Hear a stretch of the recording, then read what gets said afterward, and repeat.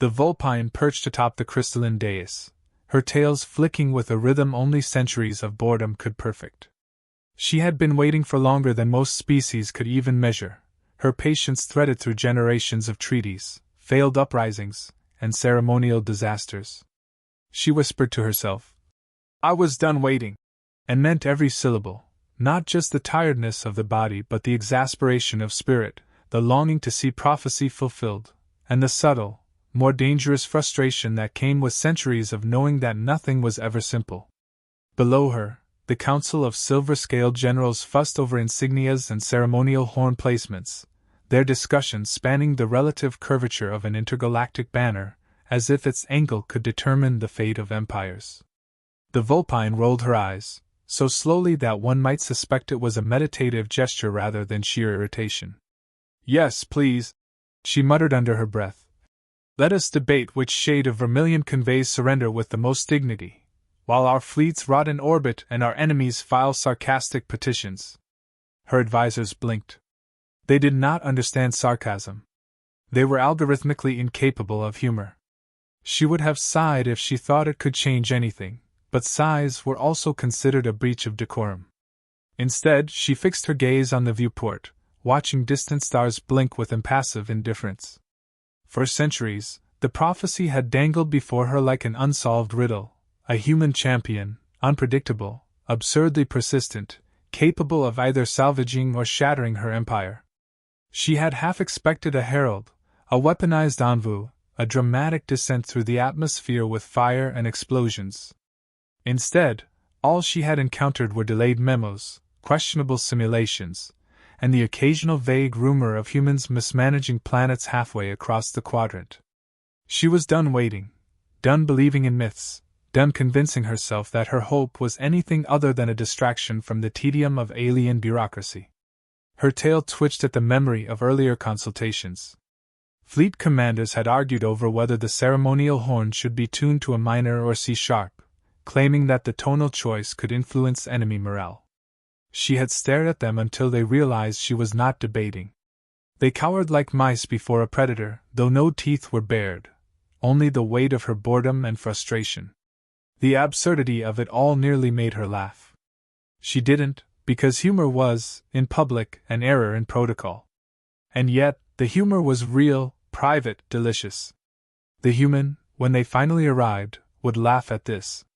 Or worse, mock it.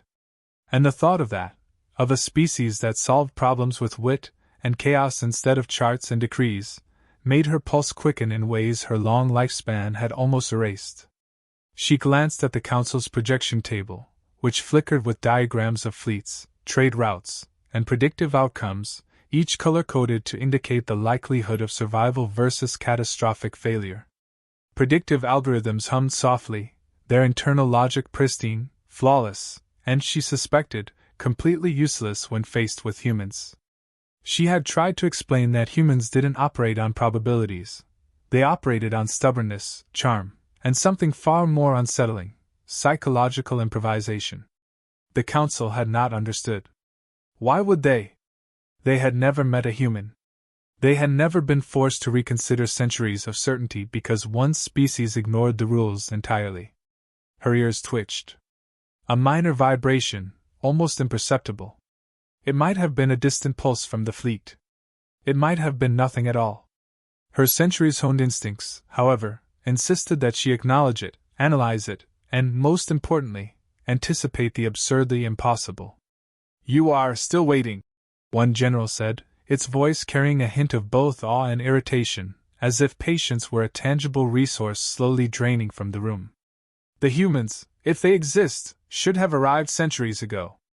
"I was done waiting," she said again, louder this time, the words slipping into the chamber with a weight that commanded attention. It was not merely a statement, it was a warning. Not for them, not yet, but for the universe that had grown accustomed to predictability, to systems, to charts that promised clarity but delivered monotony. She was done. Done with the empty promises of prophecy. Done with waiting for a species that might never care to show. Done playing nice in a universe that had learned to treat patience as a currency to be exploited.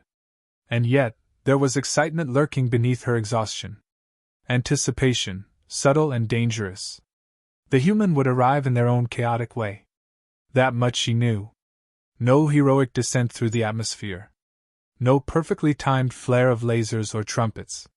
Humans were never on time. Humans were never prepared. Humans, by their very nature, were entirely capable of wrecking centuries of planning with a casual shrug and a cup of something warm that smelled vaguely like coffee. The council shifted uneasily, oblivious to the irony. They had been trained to read behaviors, to simulate outcomes, to prepare contingencies. Yet they had never considered that some problems could not be algorithmically predicted. That some victories depended not on strategy but on audacity, wit, and the inexplicable charm of a species that solved crises by misinterpreting the rules in their favor. The Vulpine, in her private thoughts, smiled at the prospect. Humans had that rare ability to make everything dangerously amusing. She considered the absurdity of it all. She, a centuries-old diplomat, had prepared countless treaties, led fleets across hundreds of systems, and maintained order with surgical precision. And yet, she was waiting for someone who might show up late, spill something, break a minor regulation, and somehow make the universe bend to their stubborn will. She chuckled softly, a sound that might have been mistaken for disapproval by anyone who lacked imagination. Yes, she whispered again, barely audible. I was done waiting. But unlike the council, unlike her advisors, unlike the perfectly logical projections, she allowed herself a private thrill. Something unpredictable was coming. Something alive.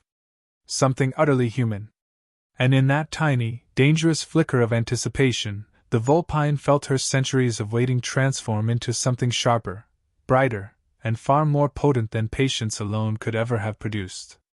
The universe could prepare all it wanted. The humans would not. And that, she realized with a fox-like grin, would be their greatest weapon. The chamber quivered lightly as if the universe itself was holding its breath, though of course, the council insisted it was merely structural resonance. Then, without warning, the air shimmered. Not with the grandeur of announcements, not with alarms, not with ceremonial fanfare. Just a ripple, like the faint bend of light through a coffee cup.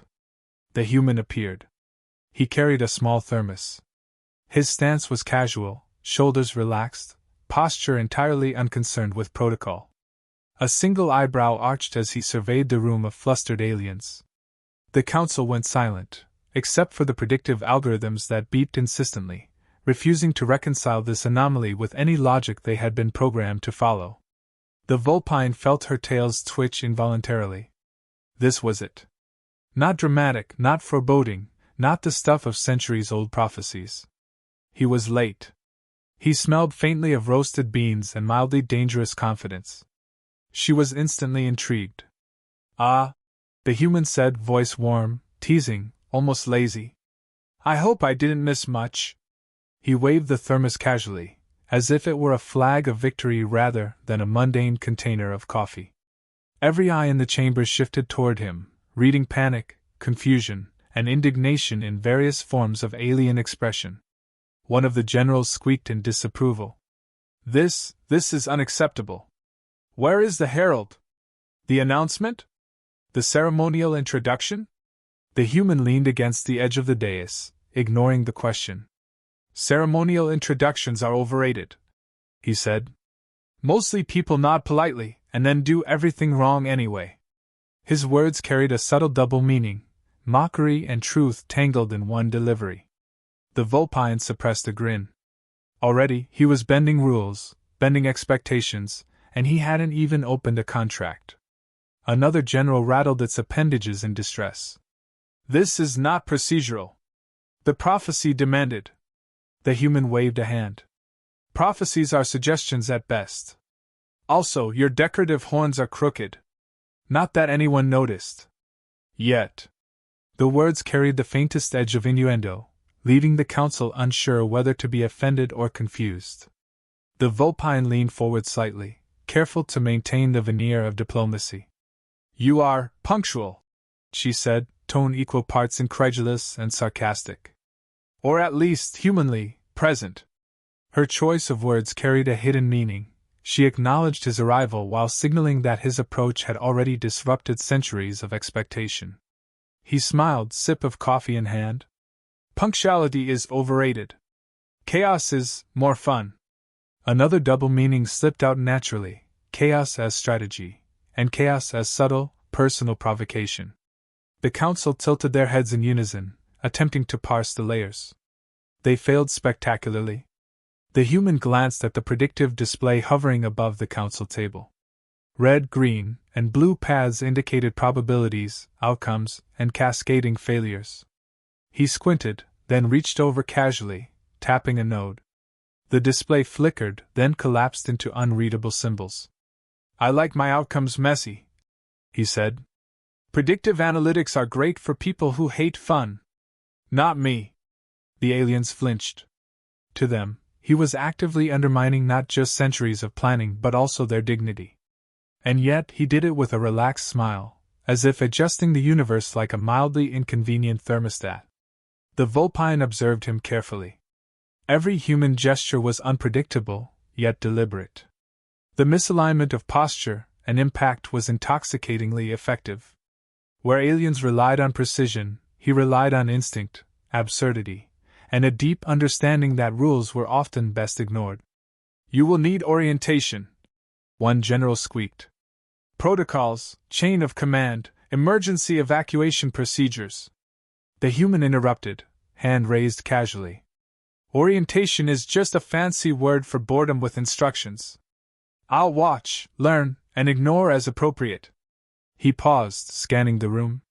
Also, your ceremonial coffee is weak. Just saying. I've handled worse. He winked at the Vulpine, an infuriatingly casual gesture with undertones of flirtation and provocation. The council recoiled.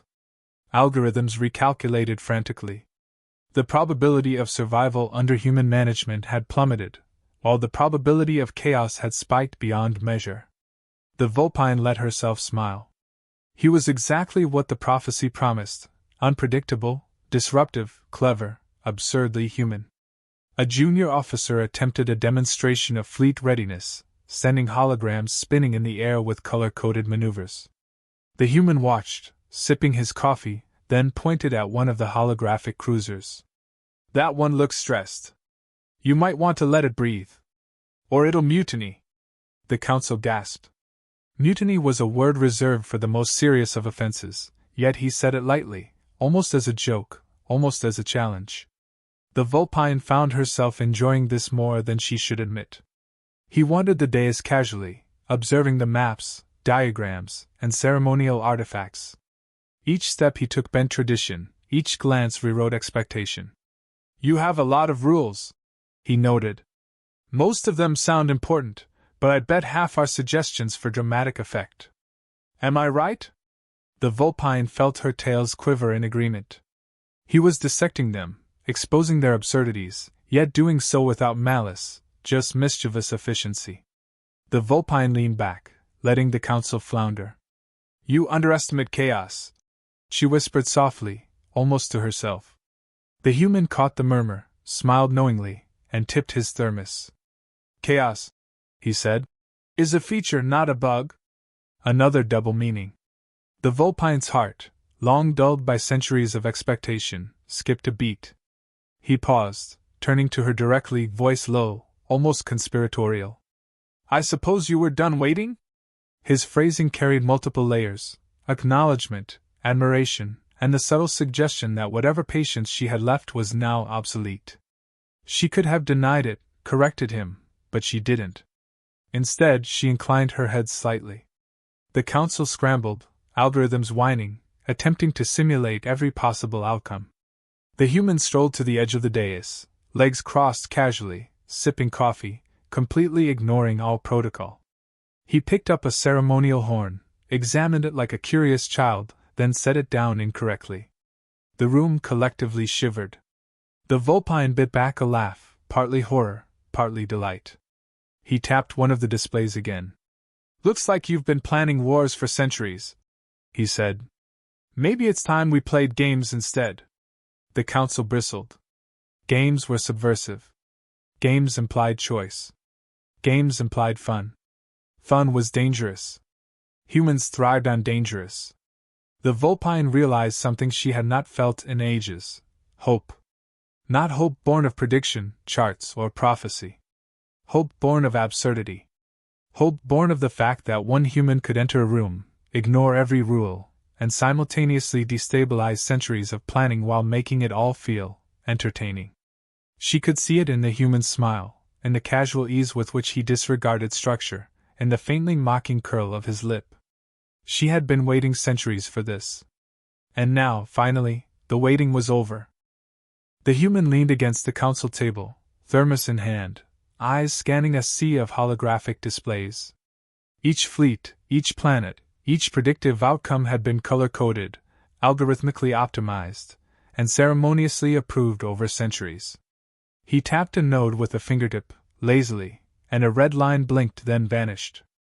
"Well," he said, "that one just panicked. Don't worry, it happens." His tone was conversational, almost bored, as if the collapse of a 1,000-year battle strategy were a trivial inconvenience. The Vulpine watched him, tails flicking, unable to decide whether to admire, scold, or faint. Every move he made was irreverent yet effective. Where aliens relied on calculations and models, he relied on something far simpler: human intuition and unapologetic audacity. He turned to the council, a grin spreading across his face. "You've got rules for everything, haven't you? Regulations, ceremonies, unreadable contracts, mandatory eyebrow angles. I like your style, really. But what if we just ignore some of it?" He sipped coffee. "I promise, chaos is more fun than compliance." The double meaning hung in the air: chaos as strategy, chaos as personal provocation, chaos as an adult joke the aliens could not interpret. One general's eyes bulged. "Ignoring protocol is forbidden. Punishable. Catastrophic." "Punishable?" he echoed, tilting his head. "Interesting. Does that apply if the punishment itself is misinterpreted?" "Asking for a friend." Another subtle innuendo, perfectly innocent to him, horrifyingly ambiguous to them. He waved a hand and opened a virtual document labeled dryly: Fleet Coordination and Behavioral Compliance, Section 12.4b. Within moments, he had annotated clauses, added comments like mandatory humor breaks for morale, or face mutiny, and uploaded it to the central system. The algorithm screamed internally, unable to reconcile this breach of logic. "You've never seen a contract before, have you?" the Vulpine murmured, partly in disbelief, partly in reluctant admiration. "I have," he said. "But humans invented contracts to be bent, stretched, and occasionally weaponized. It's why diplomacy is so entertaining." He leaned closer to the display, pointing at a fleet node. "That one looks stressed. Probably overworked. Give it a break. Let it enjoy a meme or two. Should calm down the stress response." He tapped a few keys, and suddenly the fleet's AI began displaying images, memes, interspersed with strategic suggestions. An alien destroyer blinked with a gif of a dancing squid, then fired a single warning shot at the enemy, completely off script. Council members gasped. Probability simulations plummeted. The Vulpine felt a thrill she hadn't allowed herself in centuries. "This is insane," one general whispered. "How does he know?" "He doesn't," she said. "He feels it. Humans thrive on the chaos that confuses you. And he's good at it." The human wandered among the holographic projections, sipping coffee, casually rearranging fleet positions and trade agreements. "Looks like you've been planning war for centuries. Impressive. But your schedules? Horrible. Your morale? Worse. And I love your ceremonial banners. They're visually stunning but tactically useless. I might repaint a few." Another double entendre slipped out, teasing both aesthetics and authority. The Vulpine suppressed a laugh. Her centuries-honed diplomacy demanded restraint, yet she was genuinely amused. The human's audacity was intoxicating. He wasn't rude. He wasn't careless. He was effective while appearing entirely unconcerned with consequence. Every movement, every word, dismantled rigid structures with charm and irreverence. He turned to her, smirking. "Let me guess, you're thinking I'm ruining everything, aren't you?" I'm thinking, she replied, that I've never seen anyone ruin centuries of meticulous planning while making it look so effortless. He shrugged, casual. Effort is relative. Humans are very good at making complicated things simple. Or simple things complicated. Keeps everyone on their toes. His grin hinted at a layered meaning: human ingenuity, personal amusement, and a subtle suggestion that nothing in this empire would ever be the same. A junior officer attempted to demonstrate a fleet maneuver, holographic ships spinning in precise arcs. The human tapped the display. One node blinked red, a small voice from the AI sighed electronically, and the ships veered unpredictably. There, he said. Now it's interesting. You're welcome. The Vulpine bit her lip, trying not to laugh. Even minor deviations from protocol were catastrophic to the aliens. For humans, they were opportunities. He returned to the contracts, annotating clauses that no alien had dared touch. Clause 9b. All fleets must pause for mandatory morale jokes. Clause 12c. AI may interpret memes literally, as appropriate. Each adjustment was a subtle strike, a playful assault, a redefinition of the rules. The council panicked. Algorithms whirred, recalculating probabilities, producing catastrophic predictions, all of which ignored the human's fundamental principle: humans thrived where predictability failed. I like you, the Vulpine said softly, a dangerous edge in her tone. You disrupt everything. He sipped his coffee, never looking up. Disruption is my specialty. It's therapeutic. Another wink, another layered meaning. He could be talking about political chaos, personal charm, or something that made the Vulpine's tail twitch in amusement. He opened a final document titled Trade Agreements and Strategic Loopholes, inserting clauses that caused enemy factions to hesitate mid-maneuver. The aliens could not parse the humor, the subtle psychological pressure, or the human audacity. Entire fleets froze, their AI indecisive, waiting for guidance that would never come in the form they expected. The human leaned back, hands behind his head, sipping coffee like he was taking a break in a cafe rather than orchestrating galactic upheaval. Humans, the Vulpine murmured, do not operate on logic. Nope, he said cheerfully. We operate on stubbornness, charm, and knowing when to be annoying. Keeps life interesting. Another double entendre, directed at strategy and subtle personal provocation. By the time he paused to inspect a holographic model of the enemy command fleet, the council was on the verge of meltdown. Colors shifted erratically, predictions looped infinitely, and one particularly sensitive general had activated emergency cooling procedures just to cope with cognitive overload. The Vulpine hid her laughter, allowing a small, sly smile to grace her muzzle. This human, this ridiculous, casual creature, was dismantling 40,000 years of empire and making it look effortless.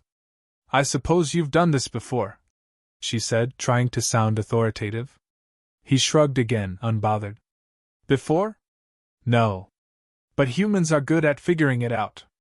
Especially when everyone else is too polite, or too serious, to see the obvious. He gestured at the chaotic holograms. Obvious to me. Absurd to everyone else. Fun for me. Catastrophic for them. Another double meaning, layered with strategic insight and adult humor. The council fumed, algorithms howled, and the Vulpine allowed herself one deep, satisfying breath. In a single afternoon, a human had shown what centuries of planning could not: that audacity, wit, and casual irreverence were as powerful as fleets, weapons, and predictive probabilities. And she found herself enjoying the chaos more than she should admit. The chaos had settled into an uneasy rhythm, like waves calming after a storm that no one had predicted. The council's algorithms had burned out, recalculated, and then burned out again. Red warnings blinked across every display. Yet, against all expectations, the empire remained intact. Somehow, humans had turned disruption into a stabilizing force. The Vulpine regarded the human with a mixture of exasperation and admiration. He sipped his coffee, feet propped on the edge of the dais, eyes scanning the room like a connoisseur sampling fine wine. Every gesture, every casual remark, continued to bend centuries of protocol into something absurdly workable. "You've rewritten everything," she said softly, tails curling in amusement. "Contracts, fleets, morale, even the council's dignity." He shrugged. "All in a day's work. Humans excel at two things: breaking rules and making them irrelevant." He smiled, and there was a layered undertone in the words, strategic, playful, and just faintly suggestive. The Vulpine's tails twitched again. Centuries of composure were not designed to handle this kind of human charm. The council remained frozen, unsure how to respond. Predictive systems were useless. Rules had been bent, loopholes exploited, and morale artificially boosted in ways they could not quantify. And yet, victory had been achieved without bloodshed, without grandiose displays, without a single calculated battle maneuver. The Empire survived because someone had ignored everything it thought was important. The human tapped a holographic display labeled intergalactic treaties. Red lines transformed into green, deadlines shifted automatically, and a fleet's pause orders synchronized with morale updates that included small digital humor injections. "There," he said casually. "Now it's all better. And slightly more entertaining." Another double meaning, both strategic and personal, rolled effortlessly from his lips. The Vulpine observed the council's reactions, noting each twitch, stutter, and algorithmic panic spike. The absurdity of it all was intoxicating. Humans were a species that could dismantle the meticulous, the rigid, the centuries-old, with nothing more than wit, audacity, and an occasional meme. Her centuries of preparation, patience, and careful strategy had been rendered simultaneously irrelevant and effective by a single, ordinary human. "You've done what no one else could," she said quietly. "Not with firepower, not with fleets, not with logic. You've managed to make chaos productive." Her words were layered: admiration, relief, and something far more dangerous. He tilted his head, a mischievous smile playing at his lips. "Productivity is relative," he said. "I prefer to call it creative problem-solving." Another double entendre slipped through, subtle enough to be polite yet charged enough to make her tail flick involuntarily. The council finally found its voice. This is unprecedented. Protocols breached, morale manipulated, fleets reprogrammed." One general stopped, realizing it could not even finish the sentence. "How did a human accomplish this?" "Humans are good at three things," he said, taking a slow sip of coffee, deliberately unhurried. "Breaking assumptions, exploiting loopholes, and making things awkwardly effective. And sometimes we're good at all three at once." A wink.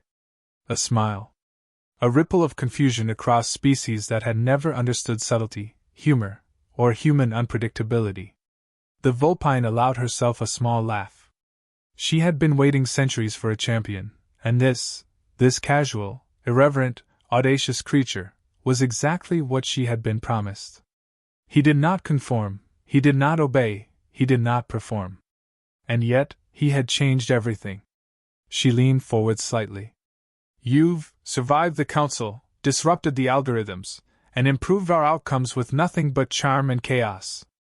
He gestured vaguely at the room. "Charm and chaos are underappreciated in intergalactic management. Also, coffee helps. And memes. Definitely memes."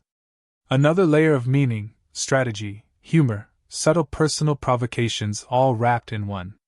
The Vulpine's grin widened, knowing full well the council would never interpret the nuance. "You've made an empire reconsider its principles," she said, voice low. "Not through force, not through obedience, but through human audacity. And here I thought we were just here for the free coffee," he said lightly. The Vulpine almost laughed aloud. There was nothing light about what he had accomplished, and yet, somehow, the absurdity made it perfect. Humans were unpredictable, inefficient, chaotic, and somehow supremely effective. She realized then that her centuries of waiting had not been for someone to save the Empire in the expected way. She had been waiting for someone who could see the absurdity, embrace it, and turn it into a weapon. The human had done exactly that. "You've changed everything," she murmured. Tails flicking, ears tilting. Not just the fleets, not just the treaties, but me? Her words carried the layered meaning of admiration, amusement, and something personal. The human caught it instantly, smiling, as if aware of the effect without needing explanation.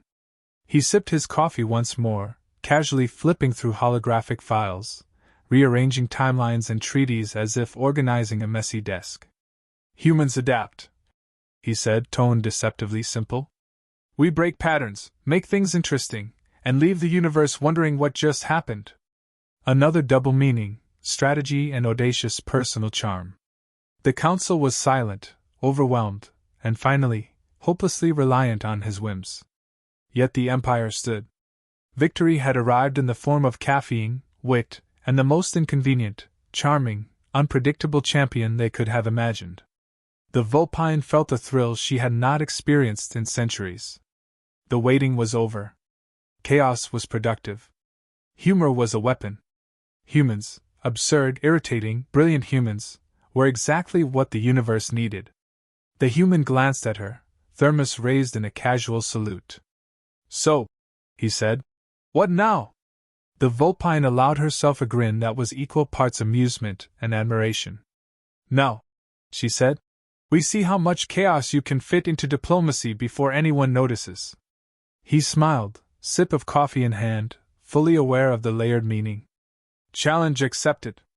The council gaped, algorithms panicked, and the Empire somehow survived. And in that chaotic, absurd, perfectly human moment, the Vulpine realized that the prophecy had been fulfilled not by force, not by compliance, not by logic, but by the unpredictable, brilliant, irreverent audacity of a single human who just appeared.